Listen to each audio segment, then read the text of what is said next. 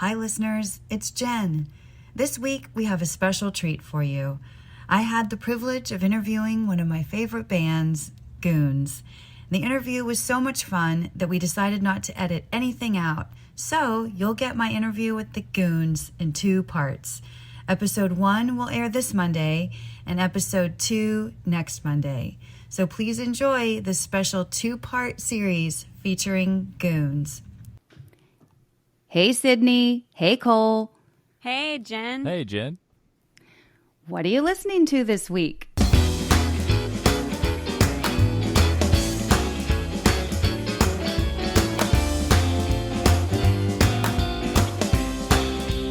Welcome to What Are You Listening To This Week, the weekly podcast where we talk about our favorite songs. Some old, some new, all good. I'm Jen Tully, and this week I'm joined by Sydney Simpson and Timothy Cole Burris, the pop songwriting power couple known as Goons. Goons is a nostalgia-inducing indie pop band that draws from all of your favorite 80s sounds while somehow managing to be totally fresh and original. On this week's episode, we're going to discuss all things Goons, from their new album, Come a Little Closer, to how they're able to nail the sounds of the 80s. Also, did you know that now on Spotify, you can listen to the show with the songs we discuss incorporated? Just search for What Are You Listening To with Music.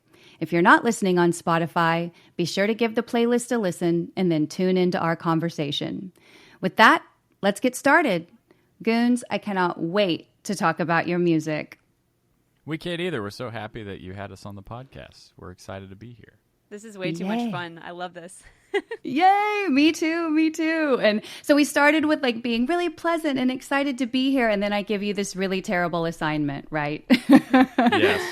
The really terrible assignment of only choosing 2 songs from your catalog to discuss today. It was hard for me to pick only 2 songs, so I know it must have been really impossible for you guys. So tell me how you approached it. Sydney, did you pick one? And Cole, you picked one. How did you guys handle this awful assignment I laid upon you?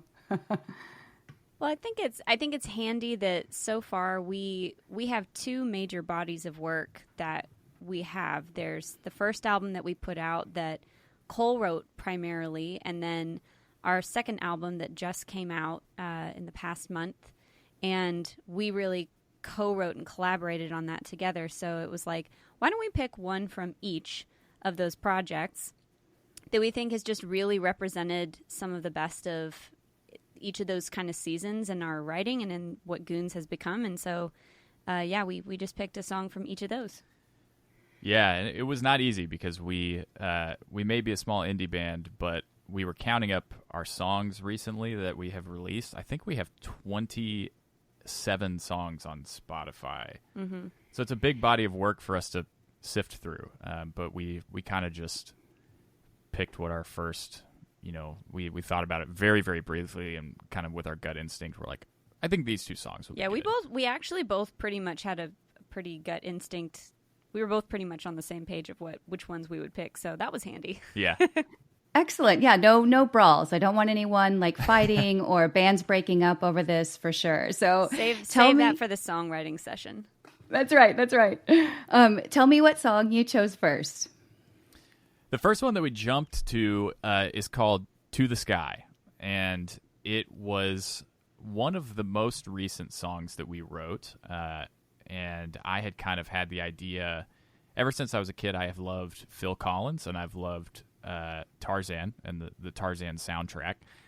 And I had always wished that I had written one of the songs on it. And when I got older and got a lot better at producing, I was kind of struck with, I think I can actually make something that sounds that way now.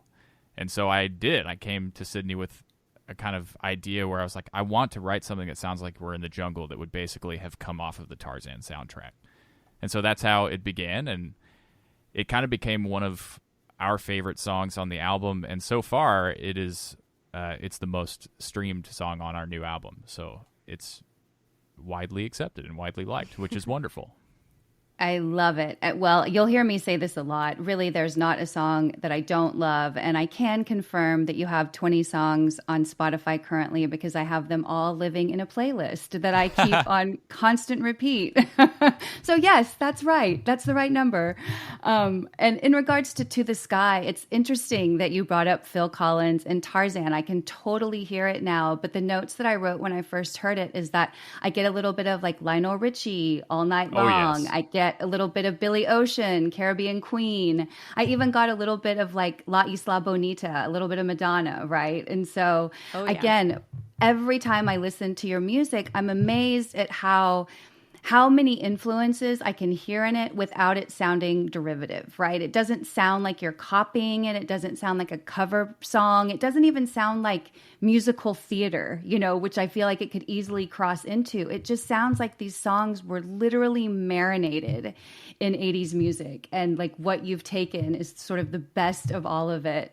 And To the Sky is just one of those feel good 80s anthems, and your voices every single time are like a 1-2 punch. A lot of times I talk about especially when people are harmonizing, how supportive they sound of one another. And your voices are so clear and so strong that every time you come in, whether it's, backing vocals or whether it's harmonizing or whether it's a duet, every time it's just boom, boom. It's like a 1-2 punch is the best way I can say it because your voices are so versatile. I can't get enough. So this song, I was so happy you guys picked this song because this is one of my favorites too. It is certainly my favorite. Is it? Yeah. Well, we'll get to my favorite when I get to my picks. But I do love this one. And I also like the lyrics in this one, nothing too hard to climb, let your heart open wide. It's just like this really positive message. It makes you happy. It's uplifting. And then you get this horns, you have bongos. There's like a sweet breakdown at the end. I mean, it's really got everything, you guys. Well, doing a song like this one, I mean, we have found in starting to break into the music industry and even going and playing live gigs and making it through a pandemic that we found ourselves wanting to surround ourselves with music or things that just really helped uplift us and that focused on things with a little bit more positivity, but without it being trite or tropey. And that's always that's always been a big question for us, is being like, what do we feel like people are getting when they come to a Goons show or when they listen to our music? And it's that we love making music that genuinely just helps kind of lift the load for people and helps take them to a time when it feels like it's easier to move through life when I give myself permission to enjoy music that feels like this.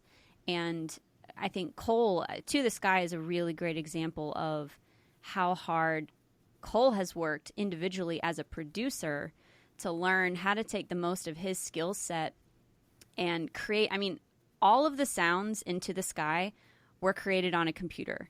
Like, there's not, outside of the live guitar and bass, everything else in it is things that he created in Logic. And I think that it's a really incredible reflection of how he's gotten at his craft so that we could sit down, the two of us in a room, and go, we love music that is huge and sweeping and that, kind of takes us to this other level. How can we do this in a small room and make this possible? And it made it so that by the time that we played that for the first time live at our album release show, I was just so proud. I was like, I love that we have determined that if we can push ourselves to make music that exists on this kind of a scale and share it with other people and have so many other people respond to it with so much positivity, like, it can't get any better than that. Like, it's just so, it feels almost very indulgent, but I mean, I think that's a huge part of why we love making music like this.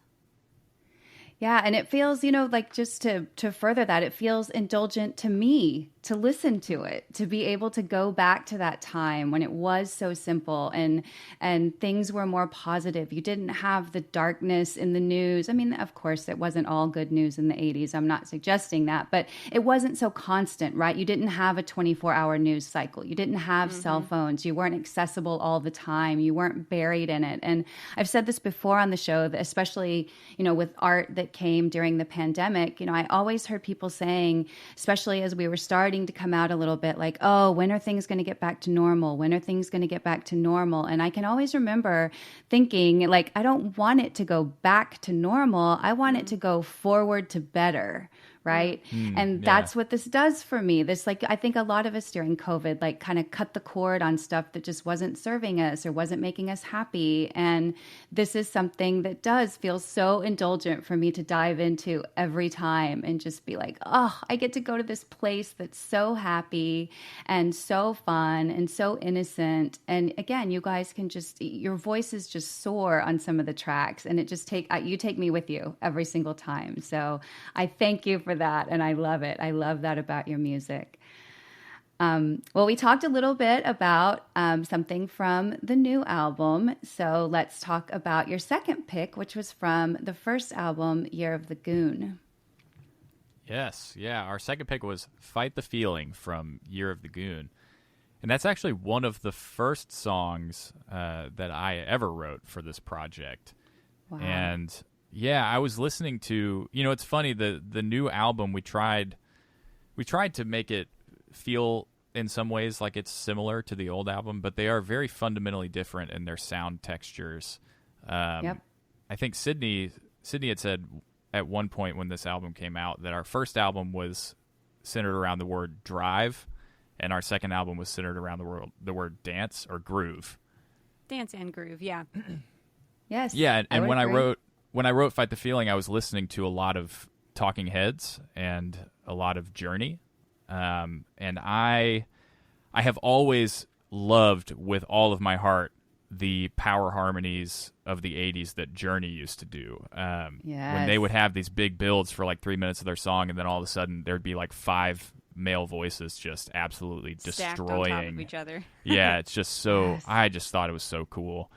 And my natural singing voice is not like that. My natural singing voice is very much like David Byrne from the Talking Heads. I have a very low register, and so I find it natural to kind of sing that way, and I like the percussion of the Talking Heads, and so I was kind of like, I want to find a way to marry those two together, and kind of write a song that starts feeling very Talking Heads and kind of opens up and ends in like a really big, wide 80s kind of emotional statement kind of feeling. And so that's where the original idea for that came from. Yes. So and everything you're saying again, I'm like, yep, that check that box, that tracks. I definitely got David Byrne. I definitely, Talking Heads, obviously David Byrne, same thing kind of. And then I also got Oingo Boingo, like that sounded kind of Oingo Boingo to me. I heard the Cars in there. I love the Cars. I heard the Cars, heard a little bit of Devo. Then the one that really, like, where I really landed with this track, and I'm going a little bit obscure because this band was not as huge in America as they were in the UK, but a band called Sparks. They had a great song called Angst in My Pants and Monster of Love from the Valley Girls soundtrack. And so especially lyrically, it really evoked that for me. Whenever I was listening, I'm like, oh, this is so Sparks. And nobody covers Sparks or goes down that track. So I loved that. I thought that it was, and then like you said, like it's got this kind of very David Byrne feel in the opening with your voice. And then not quite halfway through, the song changes direction a bit. And like you were referencing, coming in sort of Journey style, but you come in with these super earnest vocals. Like it just sounds like you're really like you're longing all of a sudden. So you've gone from this very like, again, like kind of a Devo bit into this very like, earnest is just the word that I kept feeling and saying when I was saying it. Both of you, your voices are so versatile. That blows me away on every track. Thank you. I appreciate that so much. It's when you mentioned, so 2 artists that you mentioned, the Cars, first of all, we can only go so long in any conversation I ever have without mentioning the Cars, because that's my number one influence in my life. Is love. When I was a very, very young child, I remember having 3 cassette tapes in the car that my mom would always cycle through and have us listen to, and one of them was the Cars' greatest hits. The other 2 were AC/DC, Back in Black, and the Grease soundtrack. But Yes. I fell in love with the Cars, and I have always, like, they have always been my kind of return to kinship kind of feeling band. Rick Ocasek is like one of my greatest idols. I love Same. that guy. But Me too. it's funny you mentioned Sparks, because I actually had never heard of them and never listened to them until after we had written this whole album. And our manager mentioned Sparks to me in a very strange and interesting documentary about them. And I kind of had a weird kinship with them afterwards. But it was interesting, like, discovering a band that I feel like sounds a lot like us that I had never heard of in my life. It was kind of a fun experience. Yeah. It's so cool. I was curious. I'm like, I wonder if they've heard, like, this sounds so much like them. I wonder, like, if you're both just so gifted at what you do in terms of channeling the 80s that you hadn't heard of them, or like, oh, this really did inform that song. So I love that it was the former. I think that it's been a really interesting process. Like, when I first came into the band, Cole was in the process of writing this first album, and I came in as somebody that was just trying to offer some background vocal to these stacks of harmonies that he was wanting to make. He was like, we haven't had a female vocal presence in this project so far, but I've heard some of what you can do harmony-wise, and I've always tended to live a little bit more in the kind of upper range of my voice, and I love getting up high and crazy. It's fun and comfortable for me. So our initial, even just getting together in the studio, was Cole being like, okay, well, what do you feel comfortable with stacking on this? And I was like, just start trying me out on a couple levels. And some of the songs on that very first album that we started playing around with, our harmonies, like, we were, I would say, kind of surprised and yet not surprised at how quickly and well we were on the same page in terms of vocally blending. I think somehow Cole is a far more extensive instrumentalist than I am when it comes to actual other physical instruments. But for me, singing's always been my first instrument. Singing's the thing I've done the longest. So it was really fun to get to come into a project and be like, how can we just, like, allow this to be as rich and stacked as possible? It made it really fun for me to get to come in and dream about that with Cole's initial vision. And then the more that we went on to write, and again, to perform these things live, getting to sing like that together live has just been the best, the absolute best. And to get such wonderful feedback from people that is one of the biggest things that they walk away from our shows, is going, I mean, the music itself is already so full, but listening to how you guys are so in sync with each other vocally is kind of insane. And for us, it's just, I don't know, it just feels so good. So yeah, I think it's very important for both of us. So it's been something that we individually, we try very, very hard to make sure that we aren't slacking in. Because in terms of the music that both of us want to write, vocals are a really, really important piece. And having very clear, present, emotional vocals that, like, we always, when we talk about vocals, we talk about the 80s, we talk about how vocals were sang with conviction in the 80s. Yes. And now they're kind of sang with, or sung, I suppose is the proper way to say that, but sung with very, like, a lot of apathy. And that's fine. It's a style choice. You know, like Billie Eilish has a very cool style, but that's just not for us. It doesn't make the kind of music that we want to make. And so we focus very heavily on making sure the vocals are good to us, you know, and hopefully good to everybody else. That was part 1 of Jenn's interview with Goons. Join her again next Monday for the second half of that interview and to find your new favorite song.